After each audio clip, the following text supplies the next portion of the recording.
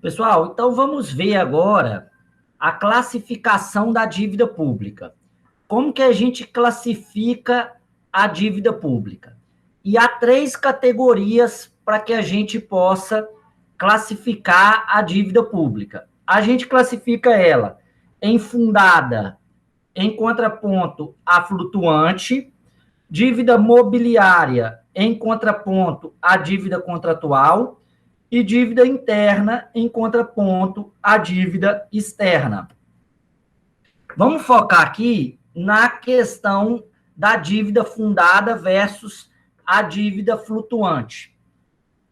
O que determina se uma dívida é fundada ou se ela é flutuante é o lapso temporal, é o prazo da dívida. Essa é a regra, é o prazo da dívida.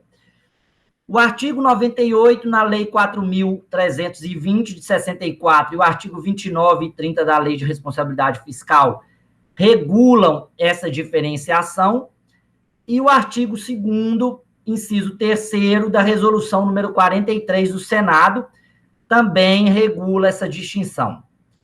A dívida ela é fundada ou consolidada. Quando eu estou falando que uma dívida é fundada ou consolidada, eu estou falando que a exigibilidade dela, em regra, é superior a 12 meses. É uma dívida superior a 12 meses. Ou seja, o compromisso da dívida, ou seja, a realização do compromisso da dívida é superior a 12 meses. Eu tenho que quitar, porque vamos lá, gente. Vamos distinguir duas expressões aqui para a gente entender. Uma coisa é a dívida, outra coisa é o compromisso da dívida. Se eu tenho um compromisso de dívida para daqui 2 anos, ou seja, eu tenho que pagar isso daqui 2 anos, eu ainda não tenho a dívida realizada, eu ainda não devo. Eu vou dever daqui 2 anos. Agora, se eu não pago na data que eu tenho que pagar, então eu tenho uma dívida. Até então, eu tenho a realização de um crédito. A dívida fundada é aquela que a exigibilidade dela, ou seja, o compromisso de pagamento dele é superior a 12 meses. Então, é algo que eu fiz, no momento que eu faço, eu tenho que pagar ele em 3 anos, em 4 anos, em 1 ano e meio. Esses são também, eu considero como dívida fundada, os títulos emitidos pelo Banco Central do Brasil. Tá? Primeiro, dívida fundada, as que têm exigibilidade superior a 12 meses. Segundo, os títulos emitidos pelo Banco Central do Brasil. Os títulos provenientes de operações de créditos inferior a 12 meses, cujas receitas tenham constado do orçamento. Então, eu já previ no orçamento que eu ia fazer aquela dívida. Então, a dívida fundada. Os precatórios não pagos durante a execução do orçamento em que houverem sido incluídos. Então, se eu tinha que pagar um precatório em 2021 e eu não pago, ele vira dívida fundada. Ele vira dívida fundada. A dívida fundada não pode quitar despesas correntes. Para eu gerar uma dívida fundada, eu não posso usar o crédito da dívida fundada para quitar uma despesa corrente. Então, vejam bem, a dívida fundada ou consolidada é uma dívida ou que tem exigibilidade superior a 12 meses, ou é um título emitido pelo Banco Central do Brasil, ou é uma dívida que de uma operação de crédito inferior a 12 meses, mas que eu já tenha previsto no meu orçamento, eu já tenha planejado no meu orçamento, ou precatório que eu não paguei durante a execução do orçamento em que ele deveria ter sido incluído. Então, o precatório era para ter sido pago em 2021, não foi pago em 2021. E aí, ele vira dívida fundada. Para eu realizar a dívida fundada, eu não posso realizar a dívida fundada para quitar a despesa corrente. Eu só posso realizar a dívida fundada para quitar a despesa de capital. A flutuante é o oposto da dívida fundada. O que é a dívida flutuante? Aquela que corresponde aos compromissos decorrentes de créditos públicos exigíveis dentro do exercício financeiro, compreendendo 1. Restos a pagar, excluídos os serviços da dívida.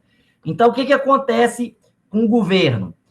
Eu termino o ano e, vamos imaginar aqui, chegou dezembro, eu estou continuando as operações financeiras. Eu continuo a minha atividade. Só que chega no dia 31 de dezembro, eu ainda não paguei tudo.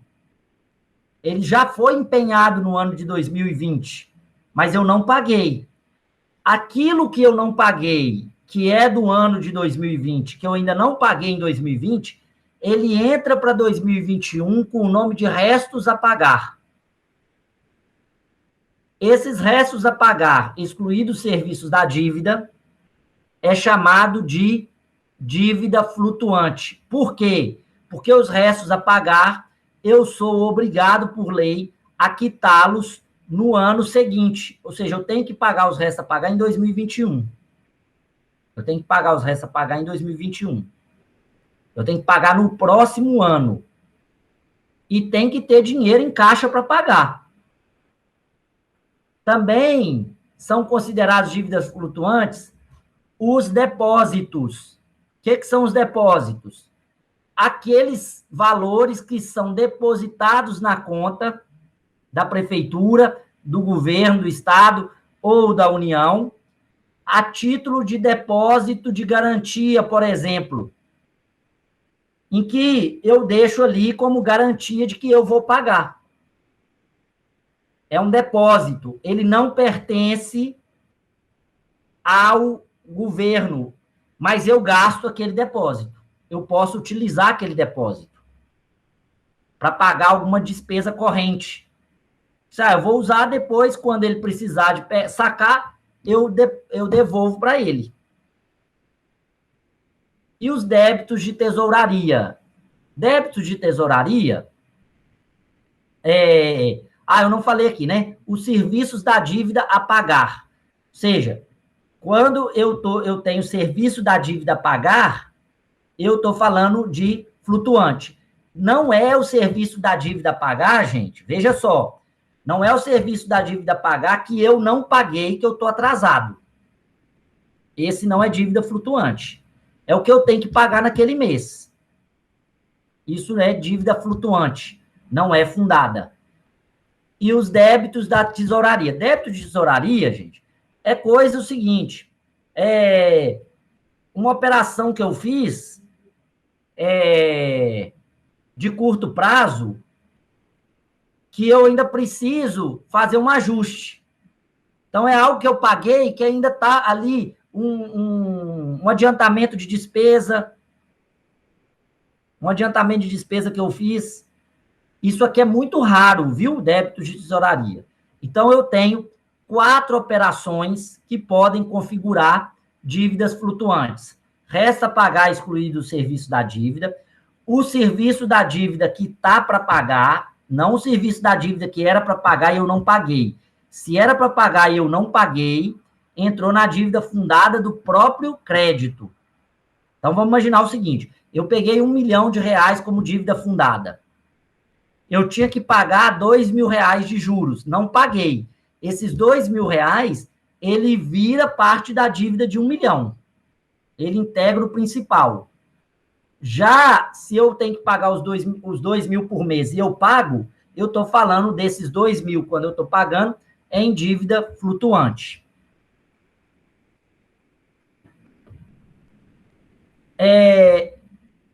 A dívida flutuante, ela vai consubstanciar a dívida a pagar em até 12 meses. Independe de empenho, por se tratar de empenho ou já processado no exercício anterior, ou porque sua natureza prescinde de empenho, como nos casos de despesas e débitos de tesouraria. É o caso, por exemplo, da antecipação de despesa. Ele não precisa de empenho. Ele não precisa do empenho prévio. Então, a dívida flutuante, em regra, são débitos a pagar em até 12 meses e não depende de empenho.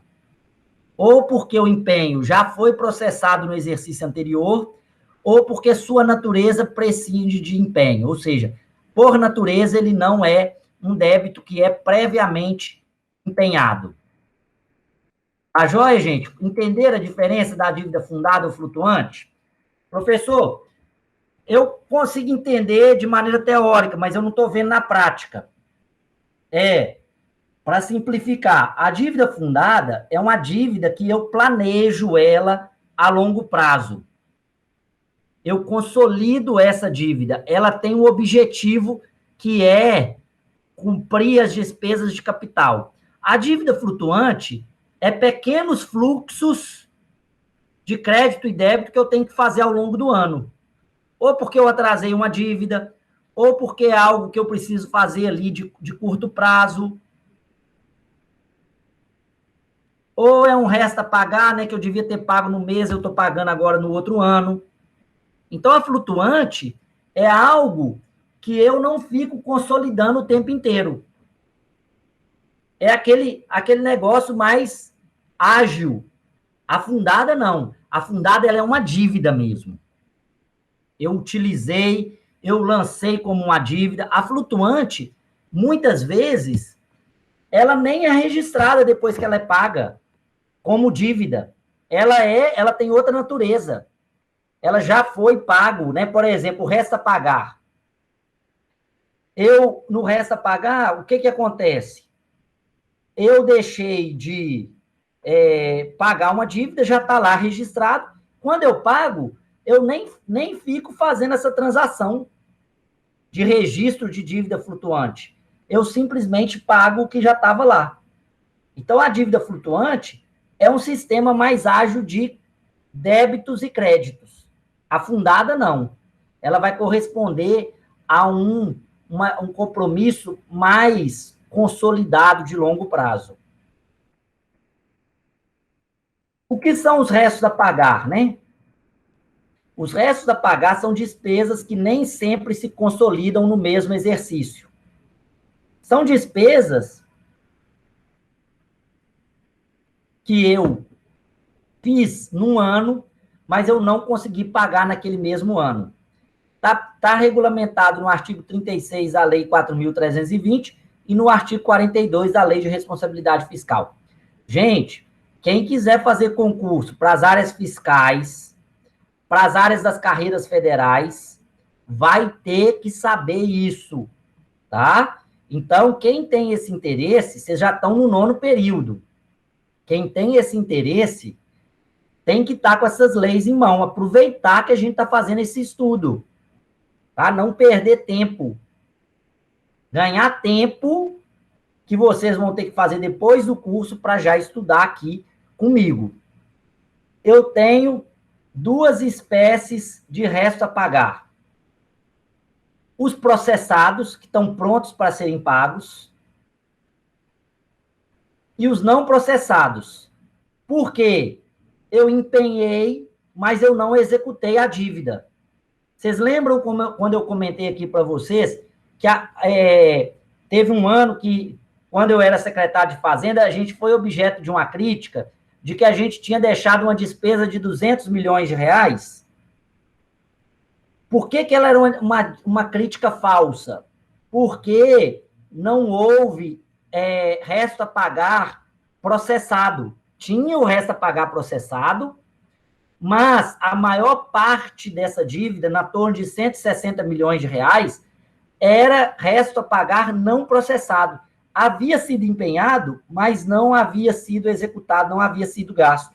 Então, o resto a pagar não processado não é dívida flutuante, porque não é obrigação real. Qual é o procedimento do resto a pagar não processado? Eu preciso cancelar o resto a pagar não processado. Eu preciso fazer o cancelamento desses restos a pagar. Outras espécies flutuantes. Serviço da dívida a pagar, como eu falei aqui para vocês, aqui eu estou indo em cada um deles, né? A, B, C e D. Resta pagar. E serviço da dívida a pagar apenas pelas importâncias empenhadas e liquidadas referentes aos valores a pagar de parcelas amortizadas do valor principal de empréstimos contraídos que integram a dívida fundada, bem como os juros ou outros encargos administrativos. Nesse caso, a dívida fundante é convertida em dívida flutuante. Então, vamos imaginar o seguinte: peguei R$1 milhão para pagar em prestações, de 48 vezes. Aí, rapidinho. Então, eu peguei lá e falei assim, vou pagar esses R$10 milhões em 4 anos. Cada mês eu pago uma parcela e o serviço da dívida, ou seja, paga a parcela e os juros. Quando eu vou pagar essa parcela do mês, esse valor deixa de ser fundante e passa a ser flutuante. Está pronto para pagar. E aí a minha dívida fundante, ela reduz e a minha dívida flutuante aumenta porque eu vou fazer o pagamento. Então, aquele serviço da dívida. Se eu não fizer o pagamento, aquilo continua como dívida fundante. Depósitos, como eu expliquei aqui para vocês, são aqueles valores que eu deixo em caixa que pertencem a terceiros. Então, alguém vai fazer uma obra pública e eu exijo um depósito de 20% do valor da obra pública como garantia. Ou eu digo para a pessoa que ela está devendo R$2 mil de IPTU, ela vira e fala assim, não estou devendo os R$2 mil, eu vou te provar que eu não estou devendo, mas enquanto eu não te provo, eu vou fazer o depósito desse valor como garantia. E os débitos de tesouraria, né? Como eu falei com vocês, alguma antecipação ou uma operação de crédito por antecipação de receita orçamentária. Como é que funciona? Eu adianto uma receita orçamentária que vai acontecer no futuro e utilizo ela para pagar uma dívida. Isso é uma operação bancária, como se fosse um crédito especial. Como se fosse um crédito especial que tem lá no banco. Isso tem que acontecer, o débito de tesouraria, ele tem que ser resolvido no ano. Então, veja bem, existe o fundo da assistência social. Vamos supor que a tesouraria vira para mim e fala assim, eu sou secretário de Fazenda, a tesouraria vira para mim e fala assim, Jamir, a gente tem que pagar R$100 mil do lixo, da coleta seletiva de resíduos sólidos. Só que é o seguinte, eu não tenho esse dinheiro em caixa, mas eu tenho R$100 mil na conta do Fundo da Assistência Social. O que eu falo para ela? Eu falo assim, olha, pega esse valor,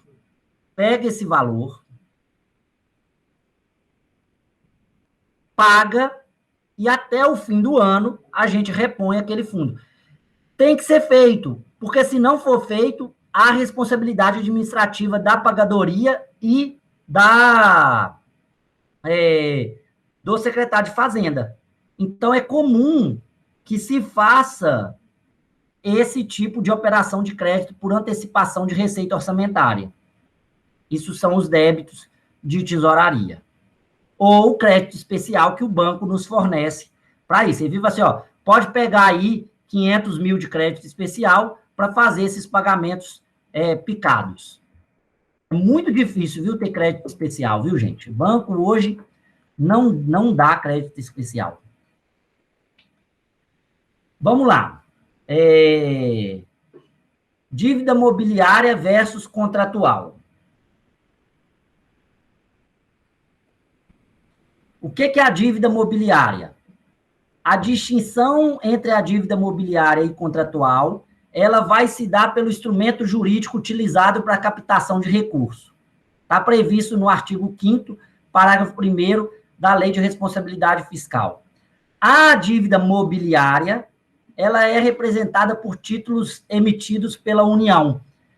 No Brasil, só a União pode emitir título mobiliário, especialmente depois do Plano Real.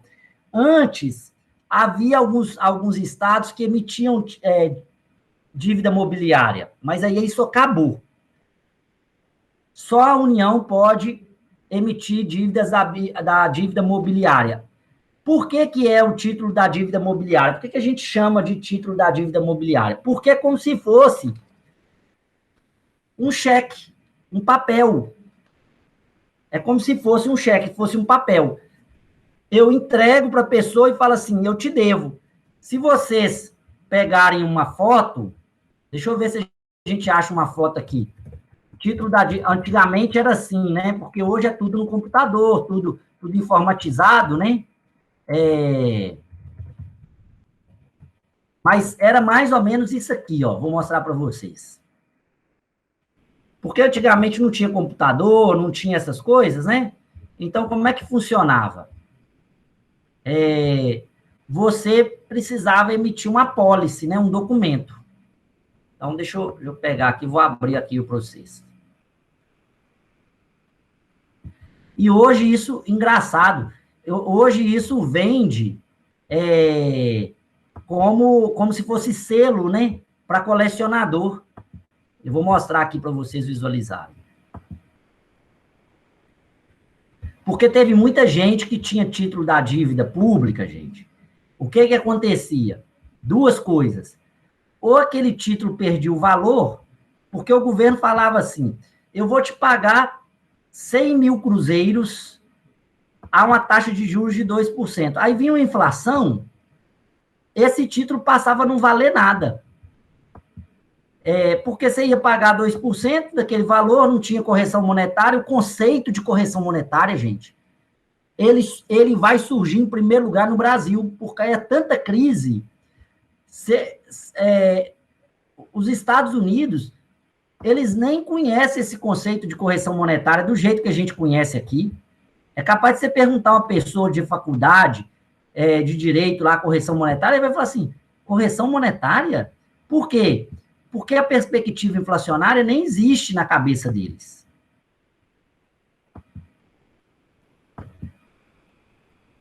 Aqui, ó. Vejam aqui. Vocês estão vendo aí. Esse papel, empréstimo de 1904, da prefeitura, e eles faziam um troço até bonito, né?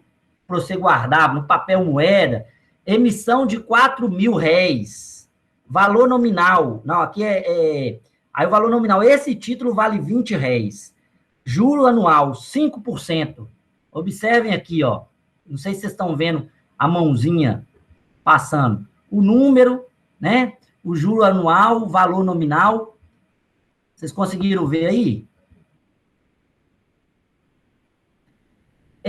Por que é dívida mobiliária? Por que a gente chama de dívida mobiliária? Porque ela é móvel, né?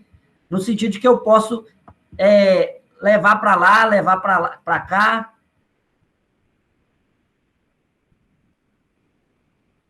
Não é imóvel, né? É mobiliária, como se fizesse parte de um bem. Se você tivesse um bem ali, né? Como se fosse um carro, como se fosse algo. Aí, o que acontecia, né? Eu estava falando aqui para vocês. Ou vinha a inflação, ou acontecia o seguinte, a pessoa pegava, comprava aquele tanto de dívida pública, de título, guardava aquilo, morria, os herdeiros não faziam nem ideia e achar aquilo 20, 30 anos depois. Também temos as dívidas contratuais, que é o típico financiamento que é feito pelas prefeituras, derivada de compromissos financeiros assumidos em razão de mútua, abertura de crédito ou aquisições financiadas. E aí o artigo 37 da Lei de Responsabilidade Fiscal traz algumas vedações para a dívida pública contratual e imobiliária. Eu não vou focar nisso aqui, por conta do nosso tempo de curso, mas fica aí para vocês como indicação de leitura do artigo. Qualquer dúvida a gente vem esclarecer. A dívida ela pode ser interna ou externa, e o critério é o local onde está o credor da dívida, onde a dívida foi assumida. A interna é o Estado assume dentro do seu território em face dos agentes econômicos que nele tem atuação direta. A dívida externa assume no estrangeiro com instituições públicas ou privadas. Pode ser contratual ou imobiliária, porque os países ou instituições emitem, né, essa dívida imobiliária também. E ao longo dos últimos 25 anos, o Brasil substituiu, e aqui eu vou colocar até dos últimos 30 anos, porque desde 94, isso se acentuou em 2000 até 2010 e até 2018, porque eu, de fato, eu não sei como que está a dívida externa brasileira, mas é uma questão constante, houve uma substituição da dívida externa pela interna. Qual que é a vantagem? É que eu assumo a dívida interna, em regra, em real, moeda local. Isso dá mais segurança, porque eu fico menos vulnerável com as flutuações externas da moeda estrangeira. Mas eu posso assumir em moeda chinesa, posso assumir em euro. Um dos problemas da dívida pública mineira é que boa parte dela é em dólar, mesmo sendo dívida interna. Olha que curioso. Agora, o Minas tem uma dívida externa, uma dívida em dólar muito alta, porque assumiu com organismos estrangeiros, internacionais, não só estrangeiros. Então, o que vai diferenciar é isso. A vantagem da dívida interna é essa, que a gente tem menos flutuações no mercado estrangeiro. Hoje, 95% da dívida brasileira é interna. Qual que é o problema da dívida hoje brasileira? Não é a flutuação do dólar, tanto é que a gente tem dinheiro para pagar reservas internacionais para pagar a dívida externa. Hoje, o nosso maior problema é o financiamento do futuro, porque precisa trazer dinheiro de fora para financiar. E aí você tem que convencer as pessoas a virem a gastar aqui, o que tem sido muito complicado. Mas, qual que é o problema da dívida interna nossa hoje? É que nós temos, né, uma dívida interna muito alta, quase 100% do PIB.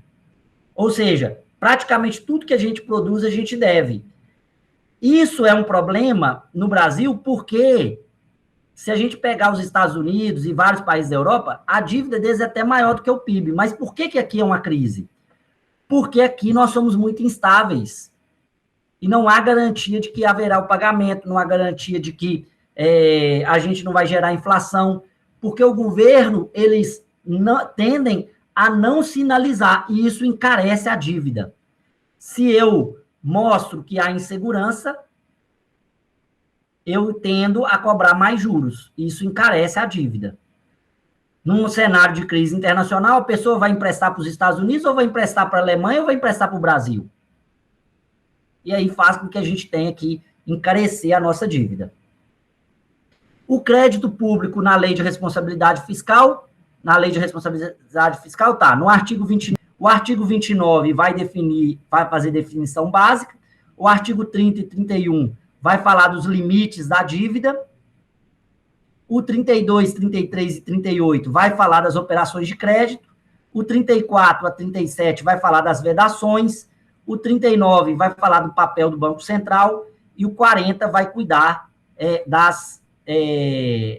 das garantias de crédito. Isso aqui é só um esboço para você na hora que você for estudar, nós não vamos aprofundar nisso, nós não temos como aprofundar pelo tempo, e não temos, nós não vamos fazer isso, mas se eu for cobrar isso, eu vou cobrar isso com consulta, levando em conta o que a gente já estudou, então não tem do que se preocupar. Agora, quero fazer um concurso que cai direito financeiro. Tá aqui o esqueminha. Pega a lei de responsabilidade fiscal e anota nela esses conceitos. Tá? É um quadro normativo para você estudar. Eu falei aqui com vocês, se eu fosse dessa disciplina, só essa disciplina, eu gastaria mais ou menos 60 a 70 horas aula e eu teria mais de 450 slides para vocês. Porque a gente aprofundaria em cada uma dessas normativas.